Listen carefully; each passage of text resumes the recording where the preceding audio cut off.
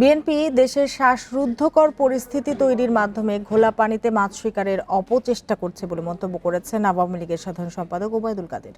সরকারের নীরবতাকে দুর্বলতা না ভাবতেও বিএনপির প্রতি আহ্বান জানান তিনি।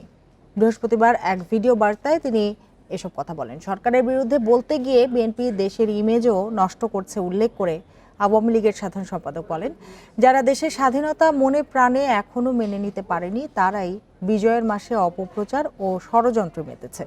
বিএনপি উগ্র সাম্প্রদায়িক গোষ্ঠীর পৃষ্ঠপোষক অভিযোগ করে ওবায়দুল কাদের বলেন, বিজয়ের মাসে বঙ্গবন্ধুর ভাস্কর্যের অবমাননার মাধ্যমে মুক্তিযুদ্ধের চেতনার বিরুদ্ধে চ্যালেঞ্জ ছুড়ে দিয়েছে বিএনপি। স্বাধীনতার সপক্ষে শক্তিকে ঐক্যবদ্ধ হয়ে এ সকল অপতৎপরতার বিরুদ্ধে সোচ্চার হতে আহ্বান জানান তিনি। এদিকে আগামী জাতীয় নির্বাচনের আগেই তার নির্বাচনী এলাকার নোয়াখালীর বেকার যুবকদের কর্মসংস্থানের সুযোগ করে দেওয়ার আশ্বাস দেন এই ভিডিও বার্তায়।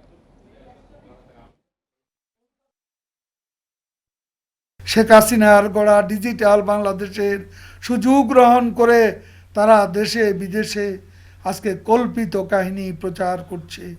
সরকারের বিরুদ্ধে বলতে গিয়ে তারা দেশের ইমেজ নষ্ট করছে।